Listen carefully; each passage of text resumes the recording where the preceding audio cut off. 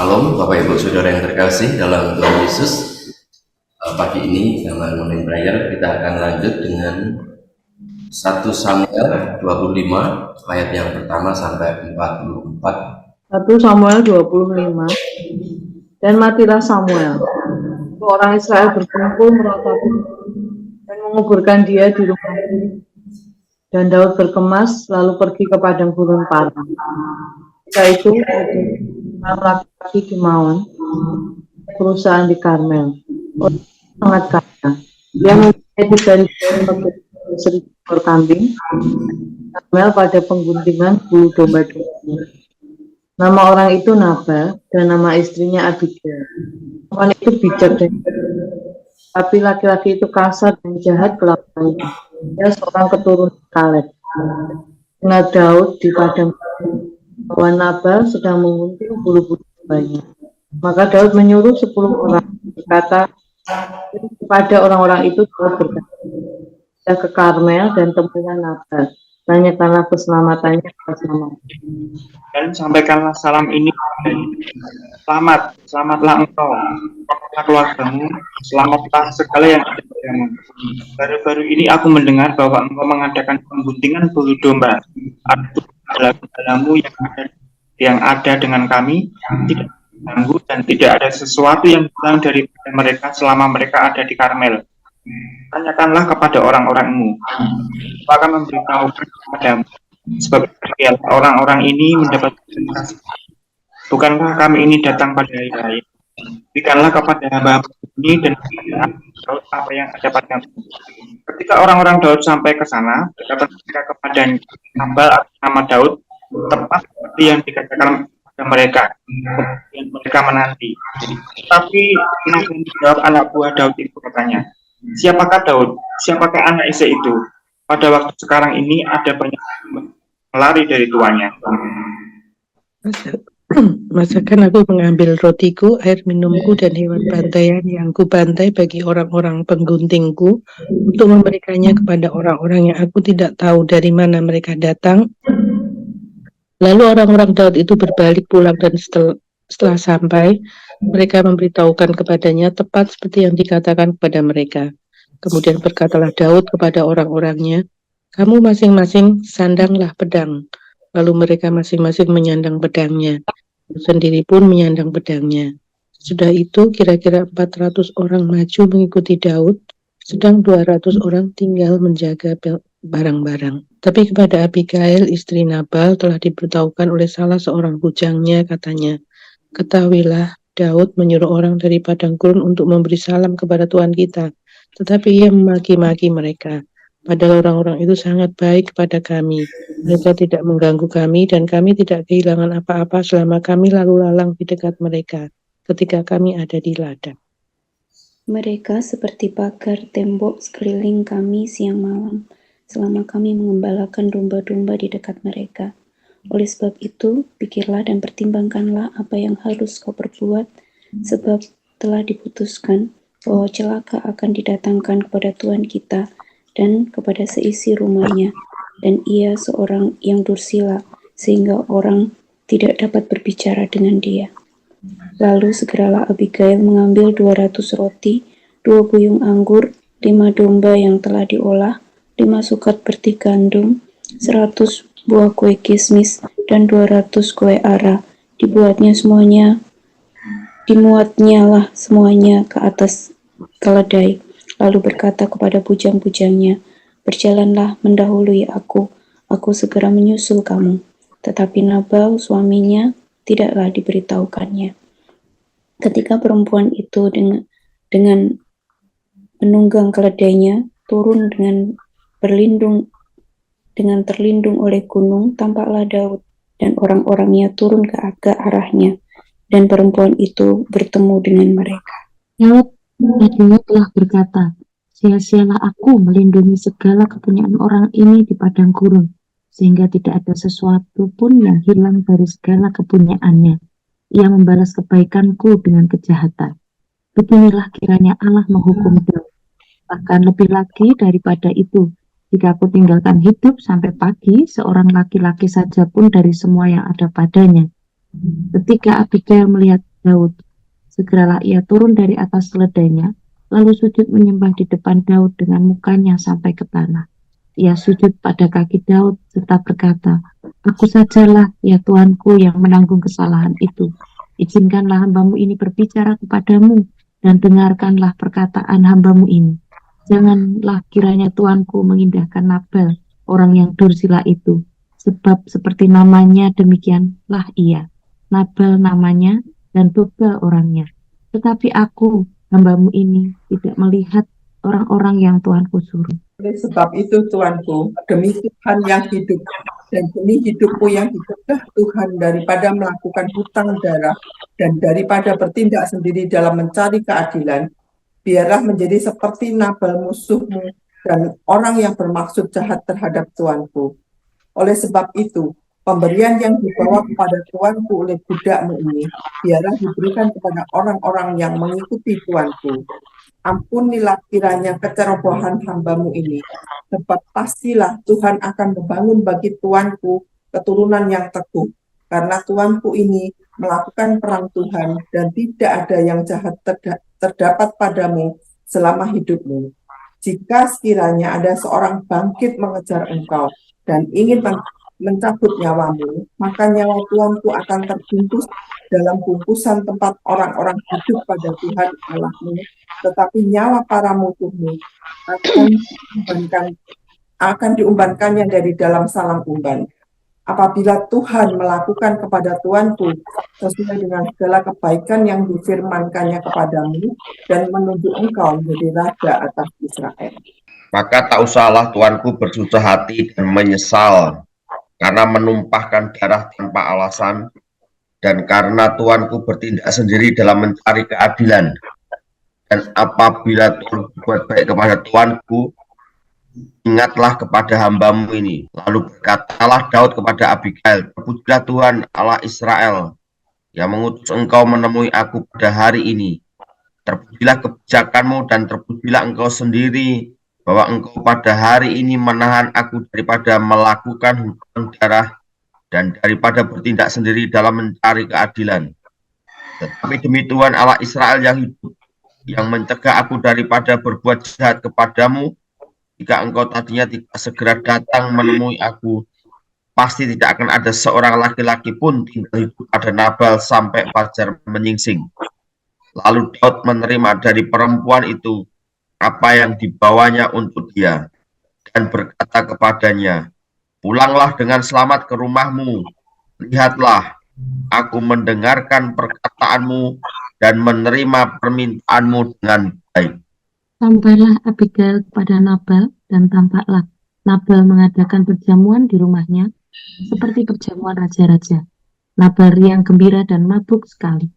Sebab itu tidaklah diceritakan perempuan itu sepatah kata pun kepadanya sampai fajar menyingsing. Tetapi pada waktu pagi, ketika sudah hilang mabuk Nabal itu, diceritakanlah kepadanya oleh istrinya segala perkara itu. Lalu terhentilah jantungnya dalam dada, dan ia membatu. Dan kira-kira 10 hari sesudah itu Tuhan memukul Nabal, sehingga ia mati. Ketika didengar Daud bahwa Nabal telah mati, berkatalah ia, "Terpujilah Tuhan yang membela aku dalam perkara penghinaan Nabal terhadap aku, dan yang mencegah hambanya daripada berbuat jahat. Tuhan telah membalikkan kejahatan Nabal ke atas kepalanya sendiri." Kemudian Daud menyuruh orang untuk berbicara dengan Abigail tentang mengambil dia menjadi istrinya. Para hamba Daud datang kepada Abigail di Karmel dan berkata kepadanya demikian, "Daud menyuruh kami kepadamu untuk mengambil engkau menjadi istrinya." Lalu bangkitlah perempuan itu berdiri, sujudlah ia menyembah dengan mukanya ke tanah sambil berkata, "Sesungguhnya hambamu ini ingin menjadi budak yang membasuh kaki para hamba Tuanku itu." Kemudian berkemaslah Abigail dengan segera. Ia menunggang keledainya dengan diiringi 5 orang pelayan perempuan. Ia mengikuti suruhan Daud itu dan menjadi istri Daud. Juga Ahinoam dari Yisrael telah diambil Daud menjadi istrinya. Kedua perempuan itu menjadi istrinya. Tetapi Saul telah memberikan Mikal, anaknya perempuan, istri Daud, kepada Palti bin Lais yang dari Galim itu. Ya, terima kasih. Jadi di 1 Samuel 5 ini menjadi kisah yang sangat menarik, yaitu kisah Daud dan Abigail. Abigail yang terkenal dengan kebijakannya, sehingga mungkin sekarang banyak ya yang teman-teman putri yang punya Abigail gitu ya, karena memang ya ini kisah yang hebat di Alkitab. Nah, 1 Samuel 25 diawali dengan kisah mengakhiri hidup Samuel ya. Jadi Samuel meninggal dan ya mereka memang meratap dan sedih. Tapi kita lihat di sini ada 1 ayat ya dan tidak banyak dibahas. Jadi sepertinya tidak ingin gitu ya kisah Daud ini dipotong dalam kisahnya Samuel, sehingga kisah Samuel begitu tetap hanya 1 ayat. Kemudian langsung lanjut kepada bagaimana perjalanan Daud ya. Nah, di dalam pasal ayat yang kedua ada kisah seorang bernama Nabal, seorang yang sangat kaya ya. Jadi di sini dikatakan dia sangat kaya, kekayaannya luar biasa. Dia punya 3.000 ekor domba dan 1.000 ekor kambing. Ini satu kekayaannya yang cukup luar biasa untuk saat itu. Dan dia sudah kaya, punya istri cantik lagi ya, namanya Abigail. Dikatakan di sini seorang perempuan yang bijak dan cantik. Di satu keluarga yang banyak menjadi diidolakan ya, ada kaya, ya istrinya cantik gitu ya. Tapi ada satu hal yang terjadi di mana mereka sedang mungkin panen gitu ya, istilahnya kalau pemotongan panen raya. Bagaimana dengan 3.000 ekor kambing, 1.000 ekor kambing, ya dengan 3.000 ekor domba, ini tentunya panen raya ya, untuk mereka mengadakan satu panen. Nah, hal ini ternyata didengar oleh Daud yang ada di padang gurun, yang selama ini dia ada di dekat Karmel, di mana di situ ternak-ternaknya itu ada dan terlindungi dengan baik. Dengan ada panen yang besar, dengan beban pasukan yang besar ya, pasukannya ada 600 ya, itu bukan jumlah yang kecil ya, bagaimana untuk memberikan konsumsi ya makanannya. Nah, ketika mendengar ada panen raya ini, maka Daud menyuruh 10 orang anak buahnya datang pada Nabal dengan baik-baik ya, bagaimana dia menyerahkan keselamatannya, kemudian menceritakan bagaimana kondisi keluarganya, ya ngasih salam yang baik dan menceritakan bahwa selama ini kami ada di dekat gembala-gembala dan kita semua aman, tidak terganggu. Ya. Ini satu salam yang cukup baik ya. Bahkan silakan tanya kepada orang-orangmu ya, kalau ada mereka yang mengalami sesuatu ya, bahwa mereka semuanya terlindungi dengan baik. Nah, ketika mendengar berita ini ternyata ya Nabal sesuai dengan namanya, Nabal yang bebal gitu ya. Jadi dia tidak merespon positif, malah sebaliknya. Ya. Sebaliknya di sini dia menghina putusan-putusan dari si Daud. Apa yang dia katakan, siapa Daud? Ini satu pertanyaan yang sangat tidak enak gitu ya. Karena siapa yang tidak kenal Daud di Israel, seorang pahlawan yang hebat, yang terkenal di sana. Jadi ungkapan Nabal tentang siapa Daud bukan berarti dia tidak tahu Daud. Dia tahu Daud mestinya, ya. Tapi dia katakan siapa anak Isai itu. Nah ini berarti kan dia tahu bahwa Daud itu anak Isai, ya. Tapi dia yang tidak mau tahu, ya, karena dia punya kekayaan luar biasa, tidak takut siapapun, ya. Maka dia malah mengatakan, masakan aku akan mengambil rotiku, air minumku dan kawan hewan bantaianku yang dibantai untuk mengunting kepada berikan pada mereka. Ini satu ungkapan yang sangat menyakitkan. Tidak ditanyakan siapa Daud, ini menyakitkan ya. Dan itu akhirnya disampaikan oleh utusan Daud bahwa ya dia melaporkan kondisinya tidak seperti yang dibayangkan ya, di luar ekspektasi. Ya harapannya mereka datang akan disambut sebagai orang yang berjasa melindungi anak-anaknya, dan ya kami siap untuk memberikan ya apapun, mestinya begitu. Tapi kebalikannya malah dihina. Dan bagaimana respon dari Daud dalam ya keterhinaan ini? Dia cukup marah, di ayat 21 dijelaskan di sini bagaimana Daud sempat mengancam gitu ya, sia-sialah aku melindungi segala kepunyaan orang ini di padang gurun, sehingga tidak ada sesuatu pun yang hilang dari segala kepunyaannya. Ia balas kebaikanmu dengan kejahatannya. Inilah kiranya Allah menghukum Daud, bahkan lebih lagi daripada itu, jika aku tinggal hidup sampai pagi, seorang laki-laki saja pun dari semua yang ada padanya. Jadi Daud langsung kerahkan bukan 100-200 tapi 400 pasukan. Jadi mungkin dia sudah tersinggung gitu ya, karena kebaikannya dibalas dengan kejahatan. Nah, dalam kondisi yang tersinggung itu dia langsung bawa 400 pasukan, yang 200 berjaga-jaga ya untuk menjaga perbekalan. 400 orang ini berangkat tentunya dengan satu tapi dikatakan laki-laki yang ada di sana yang di keluarga Nabal tidak akan dibiarkan satu orang pun hidup. Satu komitmen dari Daud gitu. Tapi menarik di sini kemudian ada bujang ya, yang dia tahu bahwa ada bahaya untuk kehidupan Abigail dan keluarganya, maka dia langsung beritahu kepada Abigail. Abigail juga tidak menunda-nunda ya. Dia orangnya cukup cerdas juga, bijak ya, dia terkenal dengan bijaksananya, jadi dia tidak tunda-tunda, ini masalah nyawa ya. Maka segera ya, dan karena dia ingin persiapan macam-macam, maka pembantunya suruh berangkat dulu, silakan kamu temui dulu di jalan, kalau nanti salah cepat sampainya gitu ya. Sementara dia sudah menyiapkan hal-hal yang dipersiapkan untuk menghadapi Daud ya. Jadi dia siapkan makanan yang cukup untuk orang-orangnya Daud yang cukup banyak di sini.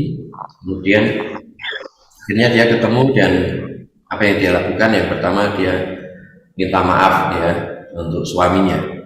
Jadi dia katakan, aku yang akan menanggung, jadi ampuni suamiku. Ini satu hal yang luar biasa.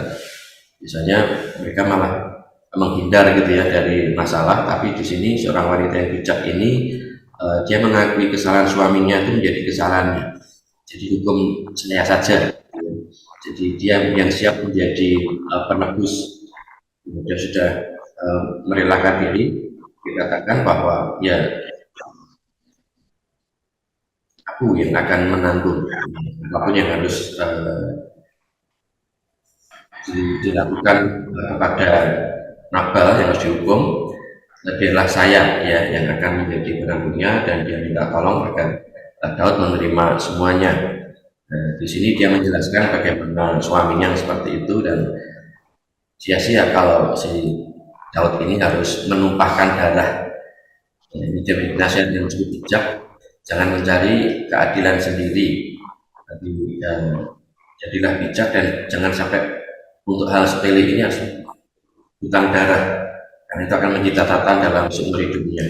Ini yang dikatakan Abigail.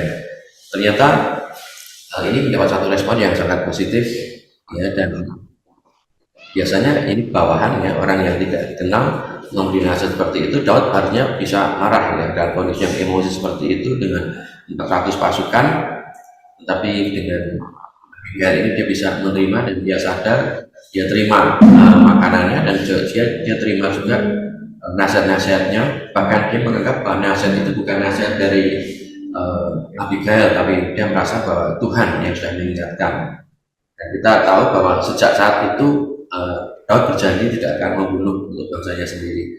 Sampai dia dihina oleh Simei pun dia tetap tidak mau menanggapi dengan pembunuhan orang yang sebangsanya, kecuali satu, suami Uriah ini yang dibunuh. Tapi selain itu tidak ada pembunuhan yang dia lakukan, tidak ada penumpahan darah yang dia lakukan. Dan ya, tapi kita lihat bagaimana Nabal akhirnya menerima hukuman dari Tuhan. Abigail mengingatkan bahwa pembalasan itu hanya Tuhan, dan benar Tuhan yang akhirnya memberikan hukuman mati untuk si Nabal. Nah, teks apa yang kita lihat di sini, bagaimana bijaksana dalam keputusan, keputusan dalam kondisi yang emosi. Dan dialah firman Tuhan yang menjadi sumber hikmat dalam setiap keputusan, terutama dalam menghadapi kekecewaan, ya, bahwa pembalasan adalah Allah, agar tidak salah langkah dan bertindak, karena satu langkah bisa menghancurkan seluruh hidup. Aplikasi teksnya, ya, apakah saya dan saudara cukup bijak dalam setiap keputusan, khususnya dalam kondisi kecewa berat, ya, ini dan kepepet. Yang kedua, apakah saya dan saudara selalu berdasarkan firman Allah dalam setiap keputusan. Ya, kiranya kisah Daud dan Abigail ini memberikan inspirasi buat kita, ya tentunya setiap terus dengan belajar firman Tuhan, tapi juga menggunakan firman Tuhan untuk setiap keputusan, terutama dalam kondisi yang kepepet, agar kita tetap bijaksana dalam keputusan. Tuhan Yesus memberkati. Ya, mari kita respon firman Tuhan. Peganglah tanganku, Roh Kudus, setiap hari.